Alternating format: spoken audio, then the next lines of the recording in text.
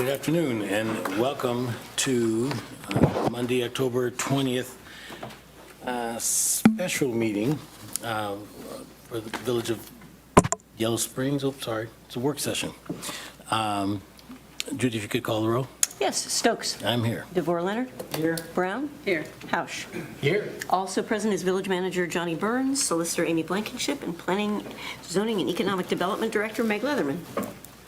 Oh, I'm sorry, and via Zoom, we also have Tyler Bridge of Bricker Graydon. All righty. Well, following the agenda, we are now in the work session. The work session is to discuss the establishment, this part of the meeting, establishment of a community reinvestment area for the Village of Yellow Springs. And that, we have that marked as a 30-minute time period, primarily hosted by the folks from Bricker Graydon. So we will hand you all the floor. Absolutely, thank you, Kevin. Much to Ben's joy, I'm going to sit here and use this microphone because my laptop is dead. So I prefer to be at the podium, but such is life. So we are here, and I know the agenda has a split 30 and 30. Judy and I were talking about this prior to, that I could see this being more of a 40-20 discussion. I think the CRA might take a lot of council time and discussion. So let's not be too tied to that, because I think we can discuss the TIF in a little less time than we need for the CRA. So community reinvestment area, as we've discussed before with council, and Tyler, as Judy said, Tyler with Bridge with Bricker Graydon. Are we going to be able to see him? Is joining us via Zoom. The agenda also calls for Mike Jacoby, who's an economic development specialist with the firm, but after discussions with Tyler last week, we decided to just have Tyler attend and not hand me Mike to save on costs, and Tyler can address any questions that you might have about the housing survey that's included with the community reinvestment area legislation. Mike Jacoby drafted that, and Tyler can answer those questions as well. So as you will see from both Meg's memo and the memo from Tyler and I, this is it, right? We've talked about this many times, and now you actually have the document in front of you, which would be the enabling legislation for the village to have a community reinvestment area to give council the ability to grant tax abatements to property owners. So this would be, again, I should caution all of you by saying this is not my area of expertise. This is Tyler's area of expertise. I know enough to be dangerous, but when we get into the nitty-gritty, people do fielding questions. But in the draft, we put the kitchen sink. It has every type of abatement that the village could offer on a residential and commercial side is included in this legislation. It doesn't have to be. Council, this is yours to mold as you see fit, and you can pull out certain sections if you like. For example, if you look at the Bricker memo in the packet, and just background on our discussions, there's some discussion about West areas in Ohio, but the bulleted points are the highlights of the enabling legislation, and this is where you'll see that we've included the remodeling of residential properties and Tyler, why don't you say, I'll feel better if you say something. So he's talking out, I'll do that by you. I think you can hear me. Yep. I'm here. There you are. Perfect. Awesome. Thank you. Okay, so the draft does include the possibility for a property owner to get a tax abatement on the remodeling of residential property. There's also the possibility in here for abatements on the new construction of single-family homes, also the remodeling of 3 or more units, and the construction of multifamily facilities. We've talked, Tyler has explained before that there's a nuance in the code that lets us either classify multifamily developments as residential or commercial. In this draft, they are handled as residential.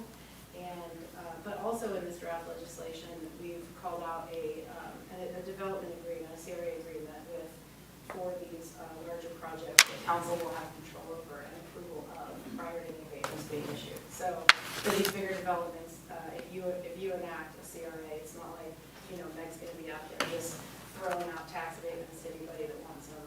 Council will definitely have the authority and the approval over all of those.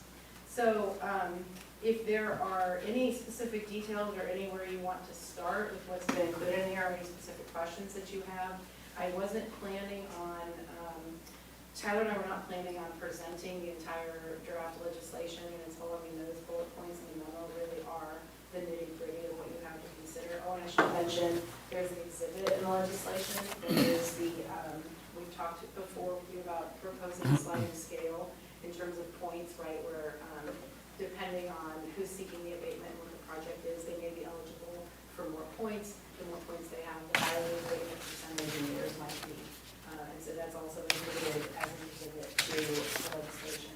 And the draft includes a CRA area of the entire village limits, which is a possibility. You can do it that way. You can also make it more narrow, have it be smaller areas. But right now, the way it's been proposed to is for it to overlook the entire village. But it doesn't expand automatically upon, for example, council would have to expand at that point to expand the boundaries to include the next land. So, just to make sure, I read this as like, here's the first draft, here's a pass, and then let's give some input to make updates, right? We So have a work session. that's where we are, is to give input or ideas based on, and there's some questions that are built into the memo. So, I mean, I'd be happy to go in whatever order, but I just want to make sure that we weren't like trying to pass this today or something. It's like, this is the point where we give some input, see where we're at collectively, and then make updates. And I am grateful to council for being here at 5 o'clock for a work session just before your regular meeting, because that's exactly right, Gavin. I think there's a lot to unpack here and a lot to discuss, and the more you discuss it, I think there'll be even more that comes up.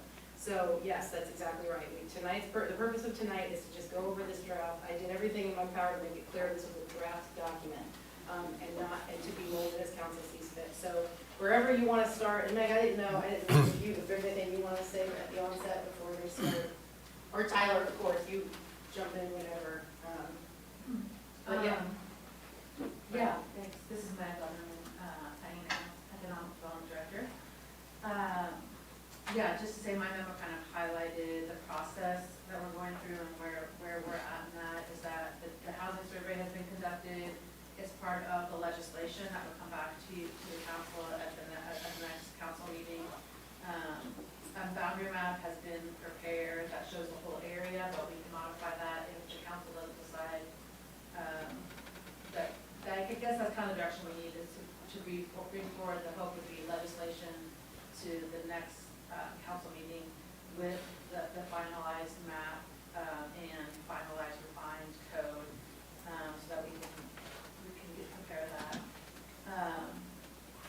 And then I think just highlighting that there will be oversight moving forward and requirements to continually monitor the program annually through a couple of different councils and committees that will be formed from this being adopted, and that council will have to identify a housing officer as proposed right now to be me. It could also be someone else, the building manager.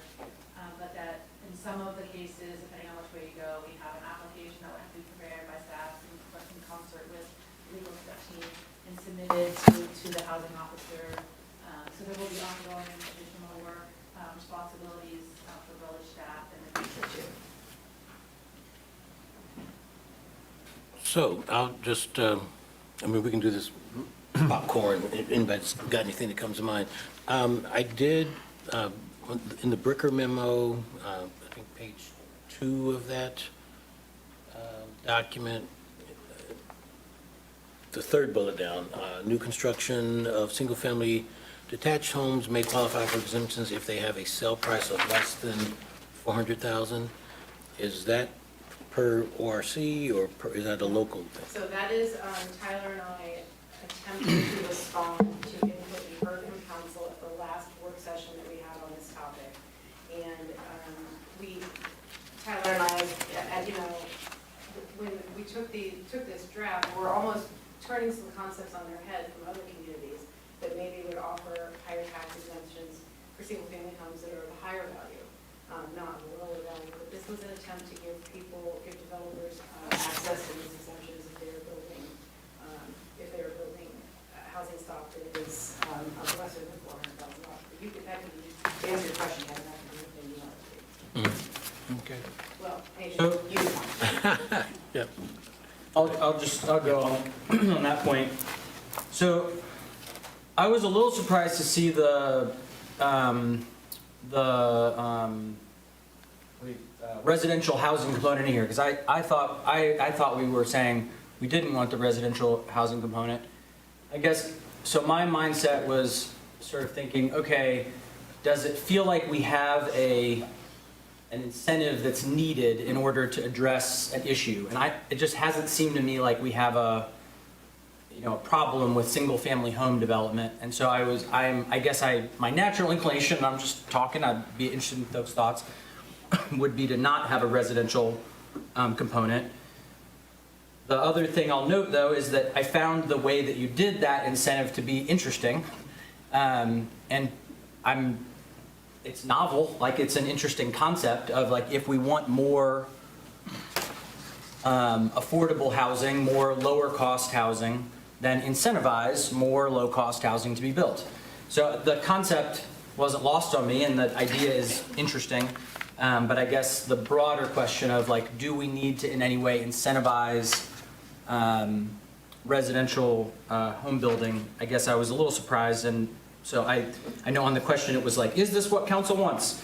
And I thought, no, I don't think that's what we wanted, but I'd be interested in talking about it more. I just had two other comments, so I'll just make them real quick and get my popcorn over with. This question around should the approach be refined to meet targeted goals? I thought yes, because to me the idea of we have some specific things that we know that we want. So for example, we know that we have an issue where multifamily apartment buildings are in disrepair. And so we want to see that incentivized. And so it feels like in the commercial industrial program, if there are any things that we know that we want, similarly, when I hear people talk about the CBE, there's this ideal thing that people talk about. We want employers that pay a certain amount, and we want employers that are values aligned. And so if there's some way to refine that, I think that, the question was, do we want to refine? And I took away thinking, well, yeah, ideally we would differentiate so that things that we've talked about wanting, we prioritize, and things that we haven't talked about wanting aren't given that same support. And then the only other thing that I flagged was just this on the at least 15% of the apartments must be designated as affordable housing as defined by the village zoning code. Just wanting to talk about that a little bit more and think about, and I couldn't remember, it's broadly defined, but then does that mean that all of the housing could be at the minimum level of affordable, like we did with the Windsor project where it's all 80% AMI? Wouldn't we want to have some other incentive for lower AMI as well? So that I think the dynamic we're dealing with is that most of our retail, hospitality, and service sector won't even meet that 80% AMI threshold. They'll obviously be under it, which is good, but we could have a lower threshold and meet a lot of workers' needs. So anyway, those are my just thoughts. on that particular point, this is in the PUD. Where is that 15%? So the 15% isn't defined anywhere. It's the actual definition of what affordable housing in the definition section is what I was in reference to. The actual definition as the 80% AMI. So we don't really require 15%. Correct. This is suggesting that we would. I know. As part of I mean, but since it was brought up, I was like, did I miss this part of the code? And again, this is just we just basically we've talked a lot about this with Amy and Tyler. I mean, that's why we brought it back here. I mean, we don't want to assume anything, in these kind of things. I didn't want to. We just wanted to make sure the whole council was on board, on the same page with specifically the details of what we included. And so there's starting points for discussion, and we like to just get your all's input. Yeah, we mentioned single-family homes. We brought that up in the discussion. We've heard that at work sessions, that's not something we want to encourage. I believe that's what the whole council wants. Let's just nail it down today in this legislation and make sure it's documented for this specific reason. That's not what we're encouraging and incentivize. And then when it comes to the number of 15%, again, we just used the floor of Windsor, because that was the most recent one that we had. We didn't know where to start, but I think Tyler might want to say something too. I don't know, he looks like it, but that. But I just want to say, I want that to be codified. So that was my point. Anyway. The concept that we have for you there is that for multifamily new construction or for multifamily remodeling, both of those categories, Windsor would fall into, I believe, one of them, that you will have to approve, council will have to approve a residential CRA agreement prior to that exemption taking effect. So what did we do? We said, okay, 15% is the floor for a certain level of abatement. I think it was 75%. If you want to go above that, you want 100%, then you're going to have to negotiate an agreement with council, and you guys can do that on a project by project by project basis to determine how many units in each project you want to have affordable at what percent of AMI or multiple components of AMI. That's just going to be, it's going to be individual project by project by project. But if you don't meet the 15% minimum floor, then you can't get the abatement. Mm-hmm.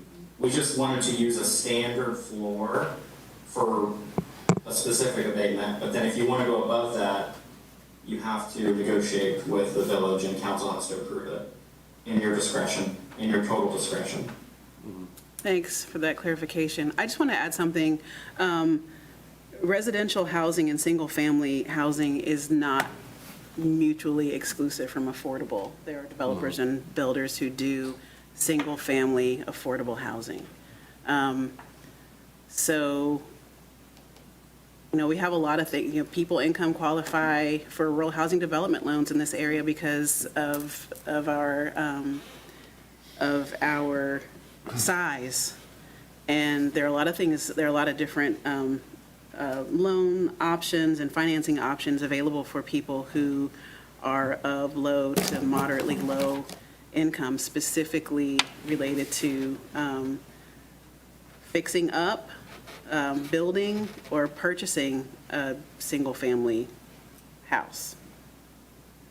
I think it's good that it's there because there are options, and like I said, single-family does not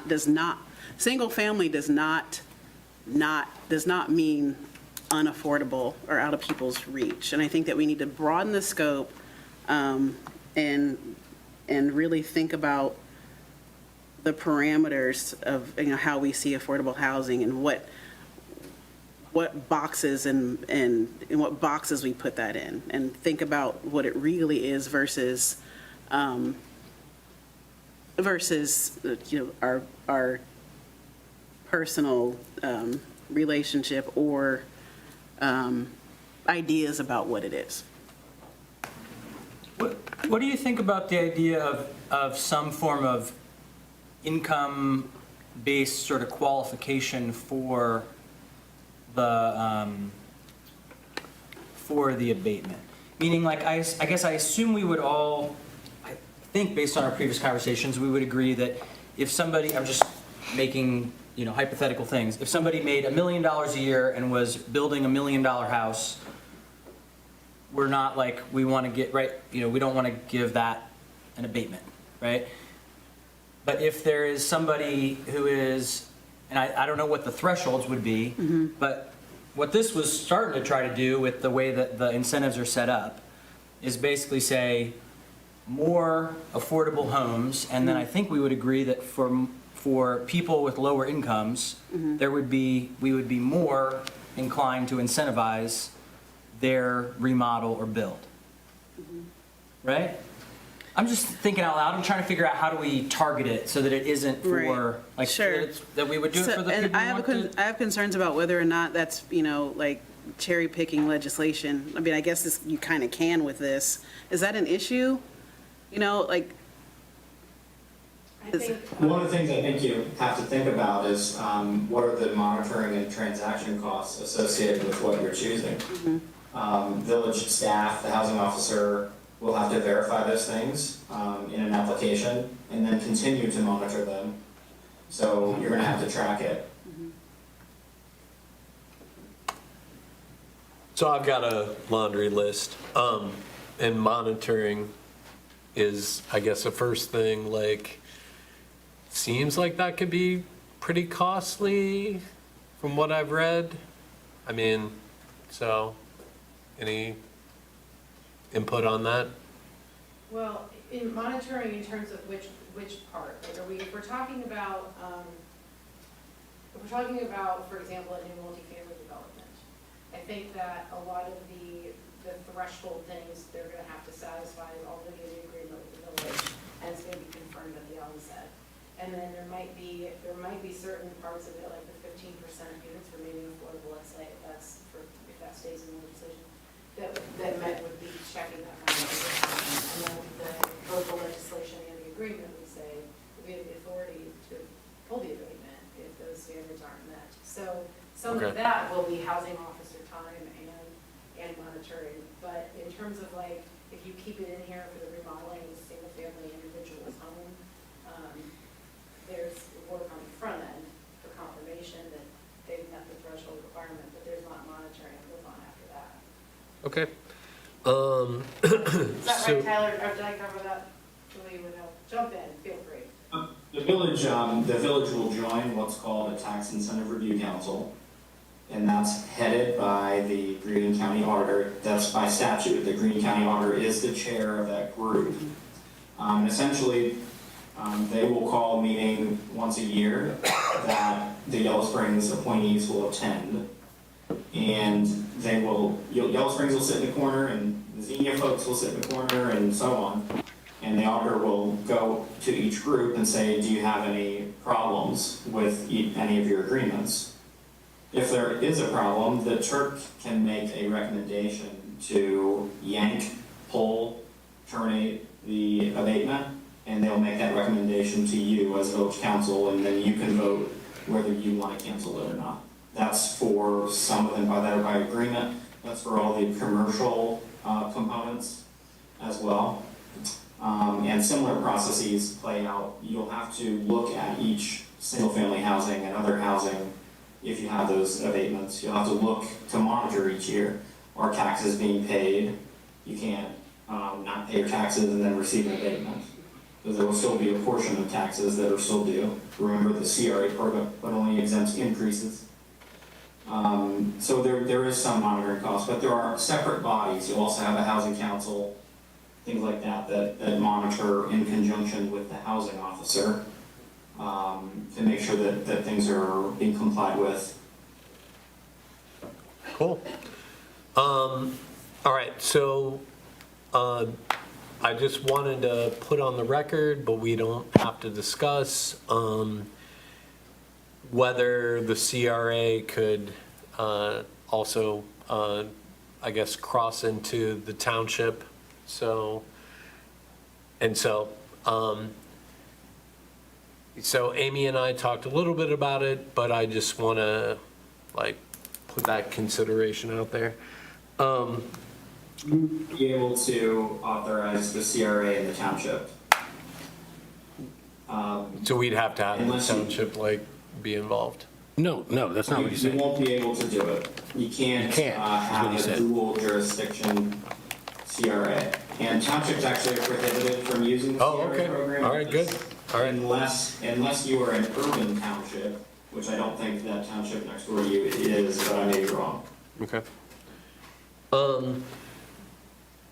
So I thought we should clarify the discourage development. That's,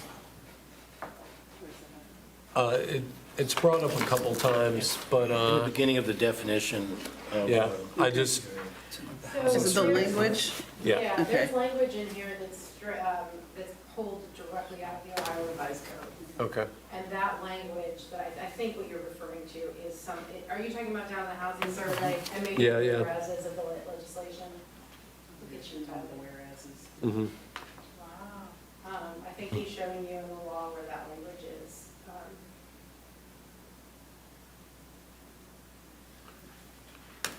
This is the part where it's inherently weird, right? Because we're using, the Yeah. code is saying, oh, this is an area that hasn't been able to get development. And it's it's a little different for us. It was built for different purposes originally. Yeah. So, I don't know. If we don't have to speak to it, it's fine, but, yeah.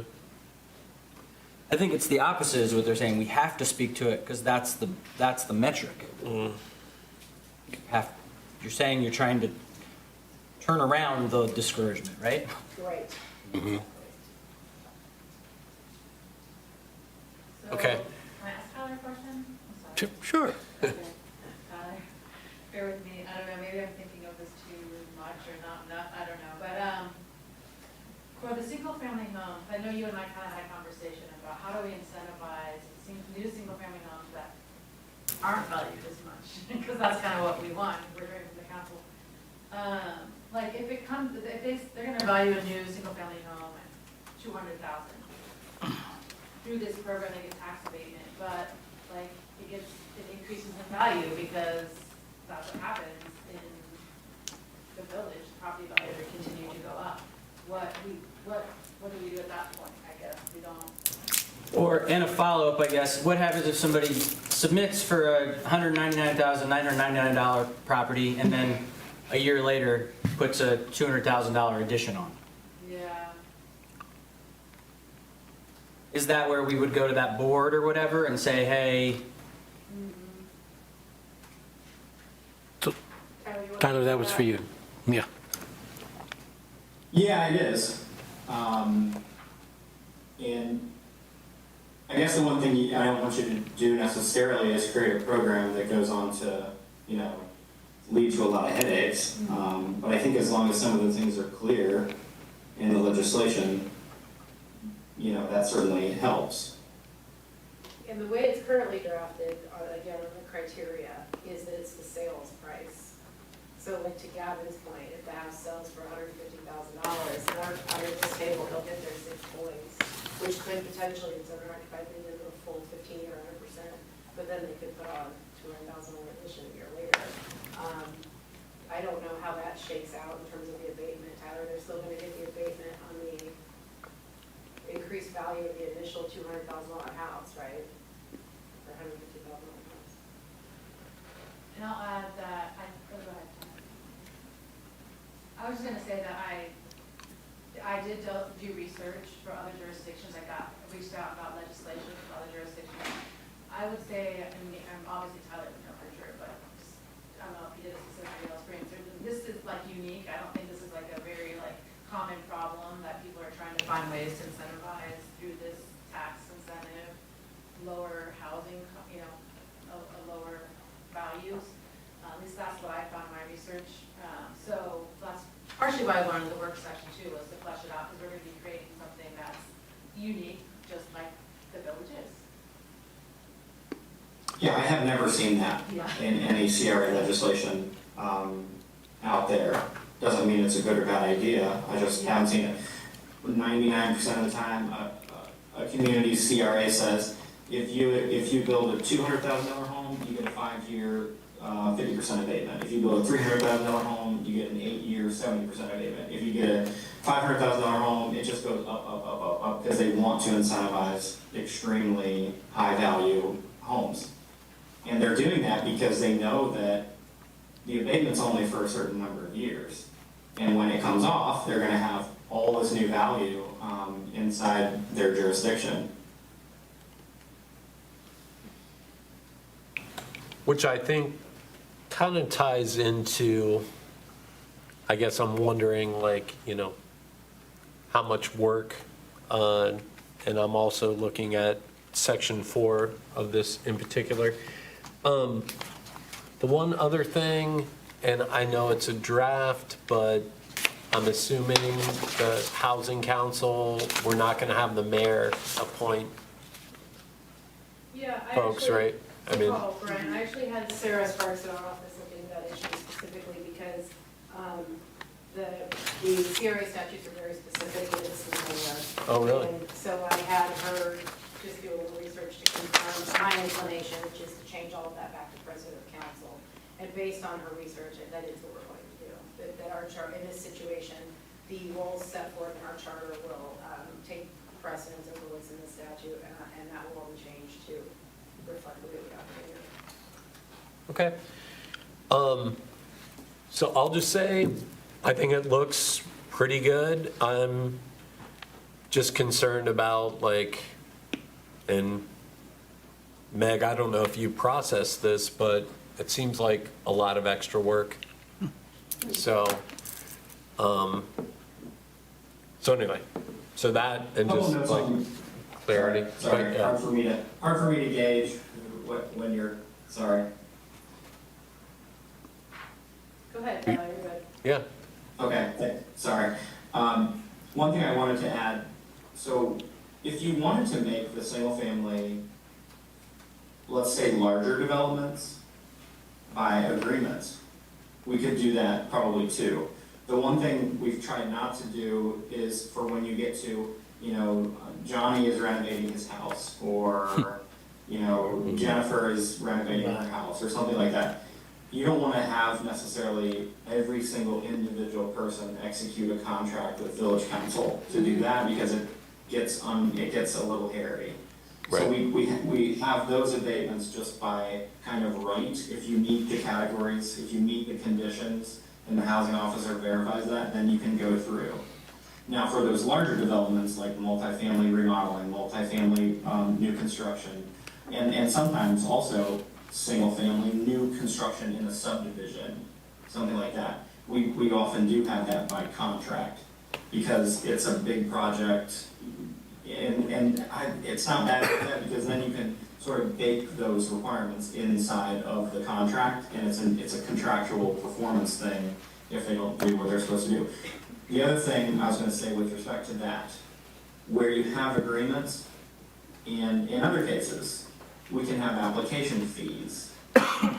Application fees that come along with submission of the application to the housing officer, Meg, and then that application fee can carry on annually throughout the abatement period.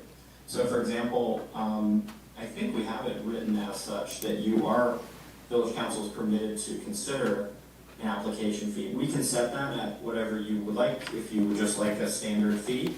But the point is, when you run a program for a multifamily housing development, you will get a fee, and hopefully that offsets slightly some of the extra time that the staff is putting towards the program. I love that. Yep, that sounds great. So I guess I'd just be interested in a temperature check from my colleagues here, because I'm trying to get a sense of, like, so let's take, for example, the Spring Meadows project. It's mostly like $350,000 to $400,000 is kind of the baseline, right? Correct. So almost every house in that development right now, the new project is going up, would get 2 points if it's an owner occupied. So 1 point for 350 to 400, 1 point for owner occupied. And so then that would mean that every house that would come in that context would be a 5-year, 25% abatement in this framework, right? I'm just looking, I legitimately, I'm open to hearing about it. I'm just, why would we do that? Like, why would we give an abatement to people that are buying houses anyway? I don't, and that goes for every other tier of logic that I would have of every other person who's buying houses that is within these other realms, which there are a lot of in the village, that would get 2 or more points. So again, we started with, I thought we weren't doing residential, so I'm just, do other people want to do Well, residential? I'm going to go back to what I stated previously, because someone that's buying a house with a rural housing development loan is still buying a house, right? They're still being financed, they're still buying a house via this program, and they would also get the, you know what I mean? Yeah, and I guess that's where I'm saying, I'm not opposed to the idea, I'm just thinking out loud, but I'm not opposed to the idea that within some income restrictions, that somebody would be buying that same house and would get an abatement, if that would increase the likelihood that more lower income buyers could get into homes. I'm just talking about, I think the large majority of the homes that are being bought right now in Spring Meadows, for example, are by people that have enough income that are expecting to pay the full. Well, the rural housing development loan doesn't count on that, right? So if you can purchase a home, they're not looking at anything else, what your income is or not. If you can purchase a home, and whether you have a whole bunch of money or you income qualify for that program, they don't the government doesn't discriminate with that. So they're not looking at whether or not someone has more money than someone else who qualifies for the loan. What it is that if you can purchase a home with the rural housing development loan, then I'm trying to say this in a way that makes sense, and it's coming out, let me back up a little bit. The government's not making that distinction. If you're purchasing a home, you're purchasing a home, and that's it. Does that make sense? Yeah. Like, they're not looking at like, oh, well, this person should probably get it because they make less money than this person who's building this house. The government doesn't care about that. And the loan companies that work with USDA don't care about that. Does that make sense? So think so, I feel like it's going to be like making the distinction about how I know we can cherry pick to a certain extent, but if it applies for one, it should apply for all. Does that make any sense?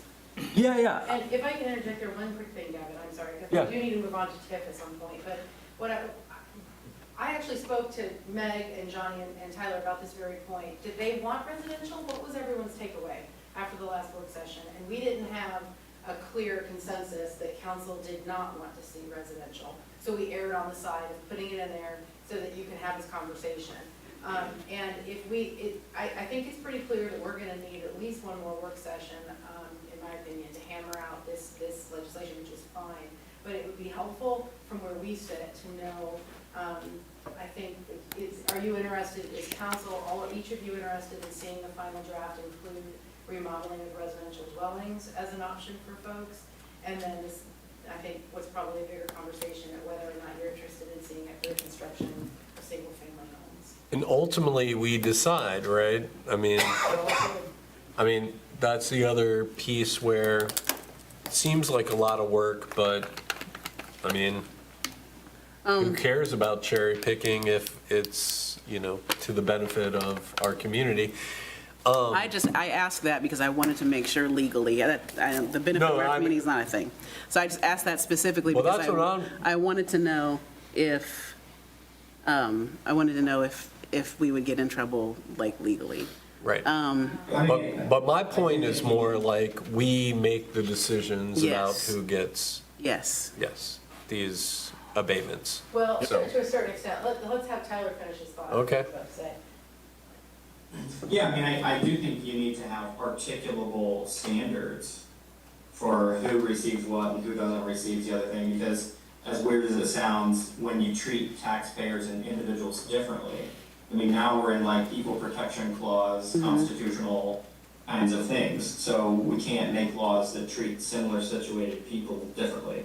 But as long as we have articulable and rational bases for the standards that you choose, I'm more comfortable with that, and that's sort of why we're listing, we just have to be reasonable, rational, have a reason for what we're doing, and make it articulable. And it can't be discriminatory, obviously. And just, there's two strains of things going on here. There's those abatements that you're creating that have an agreement attached to it, and then there's those abatements that you're looking at creating that don't have an agreement. They will just flow through the housing officer.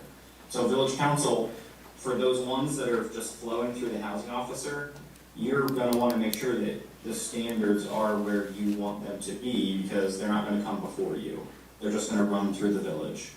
The ones that are all by agreement, that has to come before you, because the village won't be able to enter into the agreement without village council's approval of the document.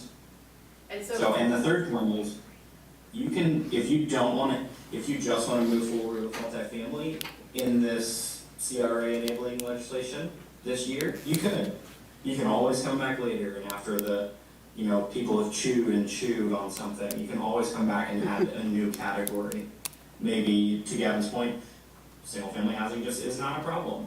Well, maybe it becomes a problem in 5 years, and so you can come back and add that category. So it's very malleable from that perspective. All right, so I want to ask a question, but before I ask that question, I'll ask this other question. Can we have more than one CRA? Could. Okay. Yep. So then does it make sense to consider, if the CRA, excuse me, however we define it, is going to focus on residential, does it make sense to sort of carve out part of the village, for where we anticipate residential stuff happening versus another part of the village, Millworks, for example, where we anticipate more commercial type development happening, and have a CRA that focuses on commercial development versus residential? You definitely can do that if you want. Our first cut here was just to take the village as a whole, because that's a little simpler. Mhm. But you can do what you're describing. Okay. And, well, and what would be the benefit of separating them out? Well, the benefit would be to have some targeting, right? Like right now, if we're, the way this was set up originally was trying to figure out where are there places where there's disinvestment? Where are there places where there's a desire to have more investment in order to address blight and address, areas that have been under-resourced? And so so for example, let's take the CBE is an area where we have a parcel of land that has been sitting largely vacant for many, many years. We all have a general idea of what we'd like to see happen there. It would feel really targeted and sensible based on that conversation to say, this is a parcel that we want to see developed, and these are the things that we want to incentivize to be there. That would make complete sense. Right now, what we're doing is we're saying this would be for everywhere and for essentially everything, including a bunch of stuff that is happening organically, and based on where our revenues are at, I don't see why we would want to give away that tax abated revenue when we're trying to figure out how to balance our budget. So I guess I have a different take, which is, I thought we were just trying to figure out how we can have this tool. And then we can decide, when it makes sense to use that tool. So I guess, I don't understand why we wouldn't apply the tool across the village, because, ultimately we decide, I think. It just depends on which tools we apply is all. No, I know, but The brush we talked about the last time. But I'm just saying there's two things to me. One is having the tool, and then we decide whether it makes sense to use it. So. I'd like to interject there if I can, because I do want to have this TIF conversation tonight, because the TIF conversation would actually be on a clock, whereas the CRA, we have a little bit of time if you want to have another work session.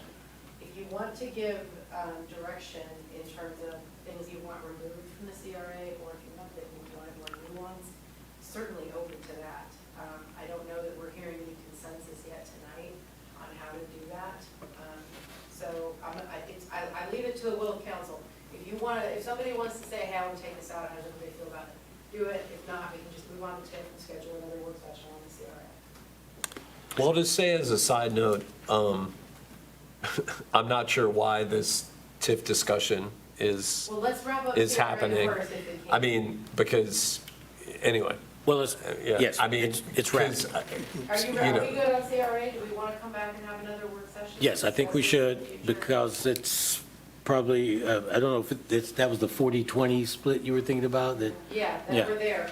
Okay. 45-15. okay. I just add that there's not a hard legislative time clock, but there are interested parties that will be impacted if we delay too long. Okay. So On probably which, On the CRA. Theory. on the CRA. okay. And, this TIF discussion, did not, I don't know, it didn't get, approved, by, Okay, let's move on. council. Yeah, So yeah, anyway. it's, We'll work on it's, another work session. Well, and Yeah. we can bring back, if you'd like, when we have the next exec session on CRA, we can bring back 2 drafts, because I think I'm hearing some things that we could probably reflect on a second draft for council's consideration. Yeah, All right, TIF. Brian pointed out to me today, there's a memo in your packet from GG, from my firm, about the TIF, and Brian's right, and I drafted the beginning of this memo, and in the first sentence I say that in recent meetings, village staff has brought to council the possibility of enacting a commercial TIF on the Union Schoolhouse YSO building. We did talk about enacting a commercial TIF, and then we would be coming in front of the council. John mentioned it a couple of meetings, and said he's gonna talk to the property owner. I don't think we ever said in this meeting that it was Union Schoolhouse or the YSO building. So that's on me, that first sentence should have read. We discussed bringing this commercial TIF. This is the property that we're talking about. This one does have a timeline running on it, because if it is council's will to put a TIF on that property, we need to do it by the end of 2025. So, and of course, there'll be legislation coming in a subsequent meeting. So I do want to jump in on this conversation quickly. Again, same as the CRA, Tyler is here to answer the specific questions.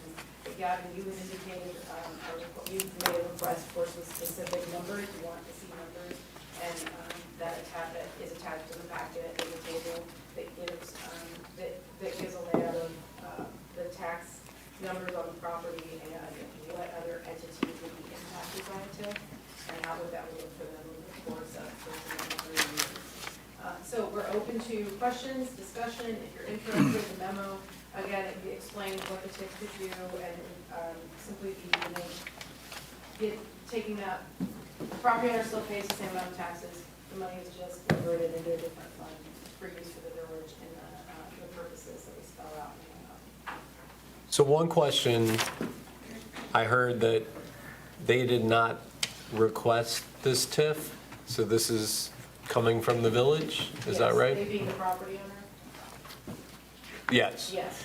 No, All right, so then, I guess related to that, Johnny, why are we bringing it forward as opposed to the property owner? Because this would help us collect more tax dollars from that property to be able to do more things infrastructure-wise around that area.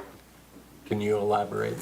Yeah, this. I mean, I'm not like hostile to this, I'm just, yeah, it's totally new, so yeah. The TIF program is designed to be able to secure more funds for the village for a certain period of time. Tyler can explain all the details to it, but it's simply a property that was bought, purchased, and improved. It's going to be more tax dollars. We would like to hold them tax dollars to be able to do more things around the area, infrastructure-wise. We still get it's not we're giving a tax break, we're not giving a tax credit. Sure. We're just trying to secure them. So this is related to the piece of like, I mean, what I read from why you do TIFs is like about like kind of preserving I don't know what's the way you describe it, but like, making sure that you keep the utilities and infrastructure up to pace. Like, Right, around that area. So thinking about the future Correct. of, okay. So that's why we're bringing this up. Okay. And who, I don't know what the best wording is, who would lose from this? So I understand like the schools are contemplated to be made whole, so who doesn't get their tax? So the attachment to the memo in the packet, it's a spreadsheet that lays out all of the taxing entities that do collect tax dollars off that property. And then you see it on the service payment breakout there. I get those numbers that go to the township and the county health district. And it spells out what those numbers are in present value and I think future. Tyler, and please jump in if I'm butchering this. Well, I mean, I read it. I just want to, like give a basic, description to folks, so. And it's sort of, the way to frame your thinking about the spreadsheet that you're looking at is this is all new money. So we're making a projection based upon the new value that'll be in place for tax year 2026 and beyond. So this is not the current money that's there. So you're not taking necessarily money away from an entity, but you are diverting money, new money that entity may receive as a result of the new development that's happened there. So basically, it's everybody that we pay property taxes to, except for the schools. We would be taking the property taxes that would go to all of those entities, and we would then have it for the village to use on projects. That's the short version, right? I think that's what you're asking, Brian. Right, and it's, go ahead, I'm sorry. No, so then, and on the chart is everything that's in the county, that's like developmental disabilities, that's the library, that's all of the other like county levies that we pass, right? Are all lumped into that one? Okay. So I'll just say, this is one where I can completely see the reasoning behind it, and I don't feel like super strongly about it, but I lean against it just because of this dynamic of making the other entities whole. Part of the broader challenge we have with property taxes at this point is that because of these kind of agreements happening all over the place, it gets to the point where especially the smaller entities are struggling to keep up, and so that makes me concerned. I also understand the infrastructure concerns of we're trying to figure out how do we balance our budget and how do we have the dollars we need for our infrastructure, but I guess I lean against based on the concerns about the many other service providers that would not get revenue as a result. And, well, Tyler or anyone else, just to be clear, with respect to all the other taxing entities or beneficiaries of the property taxes, the current value of the property and the taxes that would be paid on that current value, all that still goes to everybody. Nothing changes with the current value. What we're talking about is just the increased value so we're not taking from it, we're just absorbing something that they would get eventually, but in the meantime, they're getting the taxes that they're due, or the portion of taxes that they're due based on the current value, which, by the way, is not cheap. So there's plenty of money going to those agencies. We're just looking at the taxes applied to the increased value once the project is completed. In the fund. That's right. And Tyler, can you describe like what we can use the money that's diverted to us for more clearly? It's not like Yeah, it's one the general second. fund or anything. It doesn't, there's specific reasons that we can use, specific things that we can use the money for in that area. Correct. So, sidewalk improvements, some of the like ball valves, Infrastructures. or in addition to some pedestrian type things, but in addition to like this, infrastructure improvements to sewer and water, but that's all been, Yeah. that's been updated, but. You got this up on your screen here. I mean, we're talking about traffic, roads, highways, streets, bridges. I would note continued maintenance of those things. So not just construction, which you won't have to do right now, but you will have to repave the roads around there at some point. You can use it for that if you wanted to. Public utilities, so your sewer, water, things like that. Gas, electric, parks, public parks in the area. So if you wanted to build a new playground or something like that, I mean, those are probably eligible things. Streetscape improvements, flowers, things like that. And the list kind of goes on, but we gave you the broadest list possible in the ordinance. Are there any geographic restrictions? Say that again, I'm Gavin. sorry. Were there any geographic restrictions? Is it- Yes, you have to use the TIF revenue for the direct benefit of the parcels from which you got the revenue. So that is a reasonable test. If there is a park a block away from there, I think that satisfies the proximity test. If you want to use it for a park completely on the other side of the village, then you're just gonna have to make a reasonable determination about how much that park benefits the parcel. It could be 5%, it could be 10%. But you have to make those kinds of they're just reasonable determinations. And Tyler, I'm I don't know if I'm imagining this, but I remember being part of a conversation, about what this tax revenue can be used for. So in that, the newly improved area might require additional policing, that it might, you might be able to maybe get a new tire on a police vehicle, or use some of that money, towards those services, not just, the hard infrastructure.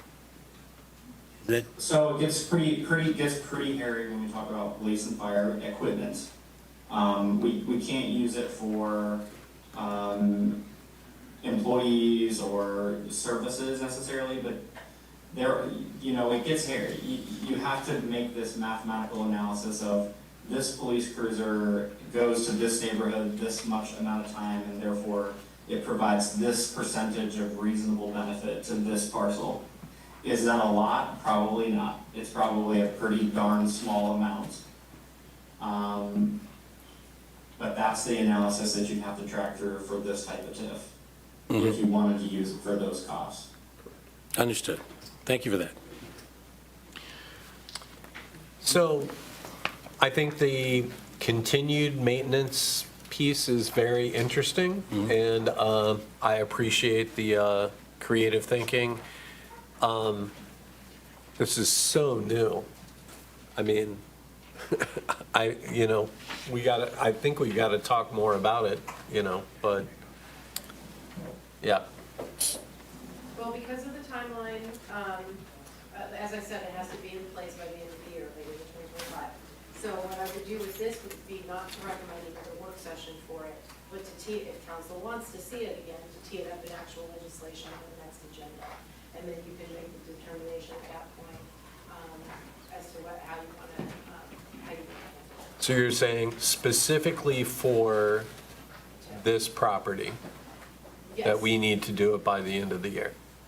So any, jump in, Tyler, if I get this wrong, any TIF has to be approved and finalized within the year that the construction is completed in order to capture that increase in the. Gotcha. Okay. Well, Yeah, I I'd think, love to have it on we should talk about it. I think So anyway, I legislation. think it's a positive. So, Yeah, great, got that. So I think, in the interest of time, I think with the TIF being a bit more straightforward, and I think that's why we thought, less time needed to be spent on it. It is for a particular property. There's no nuances about residential versus commercial. It is for a particular project. So, and with the timeline. So I think we're ready to move forward with some draft legislation that we can see. Might those involved with producing that legislation be committed to having something to us at our next meeting? The legislation is drafted, yeah, we can have it in November 3rd packet. And, we can, again, council will have the opportunity to discuss it, it'll just be on the agenda instead of a session. Okay, So if everybody's open to that, then that's what we'll do. okay, all righty. All right, anything else for the good of the order? Judy, oops, I keep hitting that mic. We need to adjourn, right, and then we'll take a brief recess. So, again, if there's nothing else for the good of the order, Chair will entertain a motion and a second to adjourn this work session. Do you have a motion and a second? So moved. Second? All right, all in favor, please indicate by saying aye. Aye. Any opposed, same sign? All right, hearing that, this work session, hearing nothing, the work session has been adjourned. Folks, we're going to